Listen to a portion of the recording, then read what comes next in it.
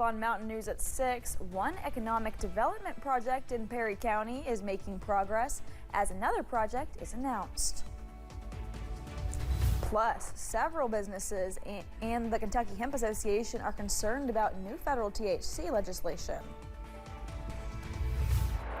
And we're seeing a quiet start to the weekend, but what about rain chances? They are in the forecast. I'll tell you when coming up.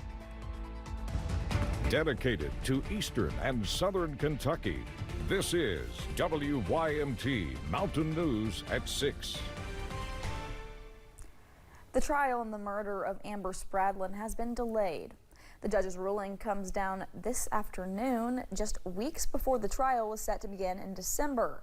The prosecution filed a motion to have the date pushed back to allow for DNA evidence testing. The three men charged in Spradlin's death appeared in court last week. M.K. McKinney is accused of killing Spradlin in 2023.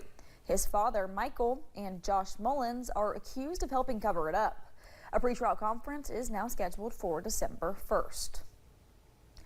President Trump signed Wednesday an agricultural appropriations bill, which included a change of language regarding hemp products. This language was slipped in by Kentucky Senator Mitch McConnell, and some say it could wipe out a $330 million industry in Kentucky.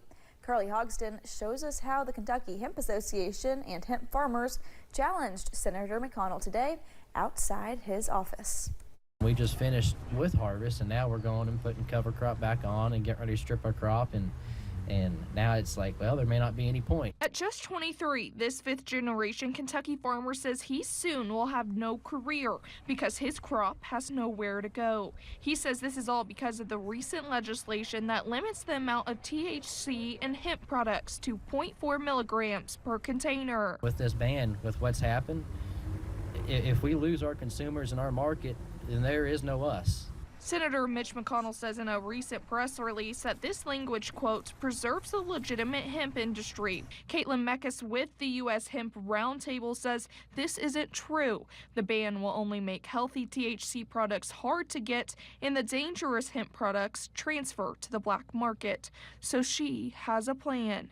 Representative Morgan Griffith in Virginia will soon introduce legislation to replace a ban with robust regulation. She says two senators will present a similar bill regulating truth in labeling, bans on synthetic THC, and safeguards for children. But it's not just affecting hemp farmers. The federal changes would directly impact local businesses like Hemp XR here in Lexington. The shop says it provides relief for many Kentuckians, including seniors and even pets.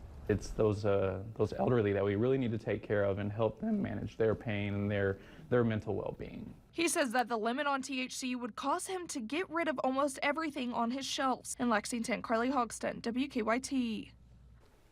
Governor Andy Beshear said yesterday he feels Congress can do the right thing to protect everyone while not handicapping an industry that supports many people. Well, this week proved that November is considered Mother Nature's wild card. Monday we had snow, and then here at the end of the week, we're sitting in the upper 60s and low 70s. Will the weather whiplash continue for the weekend? Here's Eric Dean. Short answer is yes. We're going to see rain chances as we go into Saturday night, going into the day on Sunday. So not the big contrast that we had this week, but still getting a little unsettled. First Alert Live pinpoint Doppler radar. All is quiet throughout the Commonwealth, even the Ohio Valley. High pressure is in control. You can see it right there. We're on the back end of it. That's going to keep that wind out of the south and the southwest. Right now, though, we're seeing clear skies. Temperatures in the 50s and 60s. We're at 54 in Monticello, 10 warmer in Williamsburg, 64 in London, 63 in Boonville. Jackson, good evening to you. You're at 64. Whitesburg's at 52 degrees. If you have plans overnight, look at this. Staying a little cloudy. Temperatures in the mid-50s by 6 a.m. going to 66 by the noon hour. Overnight lows will be in the upper 40s and low 50s. We'll have the complete weekend breakdown coming up in a few minutes. Caroline. Thanks, Eric. New economic development projects are up and coming in Perry County. A few months ago, we covered the groundbreaking at the Black Gold Plaza in Hazard. Today, WYMT's McKinley Calandrino spoke to city officials about the construction progress. A lot of work's happened really quick to get where we're at now. Progress is being made on Black Gold Boulevard as the plaza's future storefronts, including TJ Maxx, Hobby Lobby, Dollar Tree, and Five Below, continues to advance daily. Executive Director at Perry County's Economic Development Office, Zach Lawrence, says these projects play a key role in strengthening our region. You got to have quality of life piece, and you've got to have places to shop and spend your money here locally too. So it kind of ties in with everything. We're working on every bit of that. And more doors and stores could be opening soon. Since the announcement up here at Black Gold Plaza, we've had a few other private developments that have started construction or started looking seriously here at the area. While construction at the Black Gold Plaza is going smoothly, a new development is underway nearby. Behind me sits the new home of Go Time gas station, which is expected to start fueling up the community by the end of next year. People can see that there's work going on the bypass, and I think that's a great location heading up the road, along with all of the other growth that's coming as well. And they'll have a couple restaurants there as well.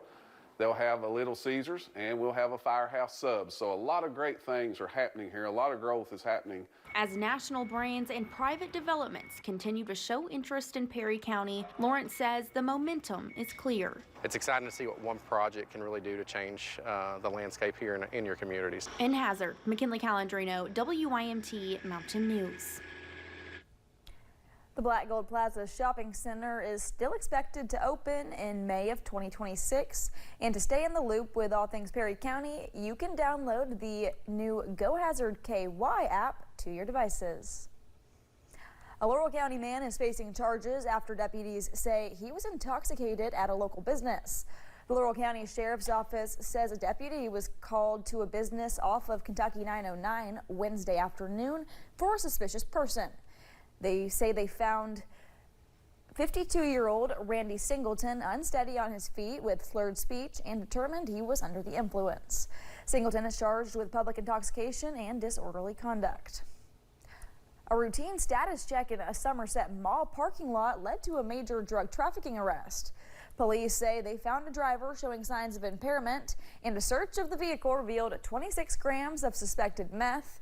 Officers also found marijuana, psilocybin mushrooms, digital scales, packaging materials, and nearly $300 in cash. Charges are pending as the investigation continues.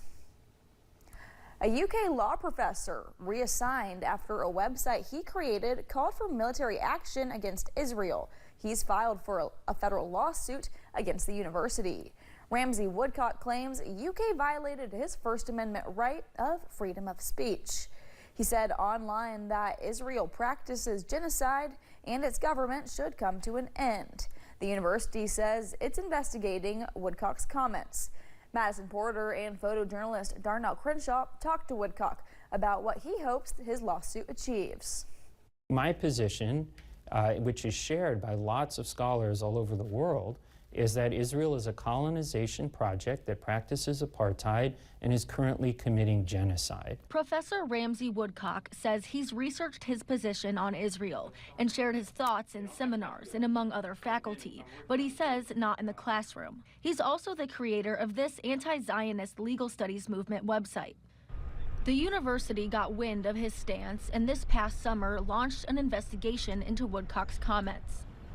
On July 1st, Woodcock says he was promoted to tenured full professor, meaning he could have academic freedom on unpopular research. By July 18th, he was considered reassigned. You know, the university claimed that it hadn't really suspended me. It had simply reassigned me to different job duties, namely the duty of doing nothing. He says he's been suspended from teaching. The school canceled one of his classes and is banning him from access to the law building. He has decided not to wait on the months-long investigation, rather go on the offensive. And so I don't have any alternative but to go to court and seek redress for what's going on. In my view, the investigation, the suspension, the banishment from the law school, all of these are retaliation for my protected speech.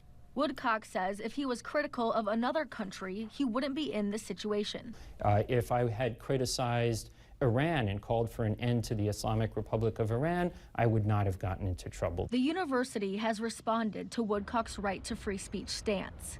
In a statement, the school acknowledges people have the right to express themselves, but so does the school. President Eli Capilouto says what Woodcock has expressed is repugnant. It goes on to say, quote, "Our faculty have a right to speak about their research and scholarship within their area of expertise. That right, however, doesn't extend to creating a hostile environment for people." Woodcock contends he's never called violence for anyone.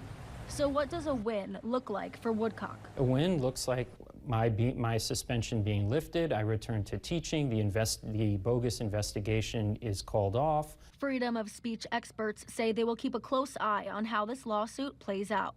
In Lexington, with photojournalist Darnell Crenshaw, Madison Porter, WKYT. You can continue following this story inside our free WYMT News app and on our website, WYMT.com. All right, weather headlines for tonight. Overall, we'll see a quiet Friday. We'll see a warm Saturday. The caveat, though, shower chances are in the forecast, and temperatures are going to stay near normal next week. Details coming up. And the UK Police Department introduces a new app that aims to keep students safe.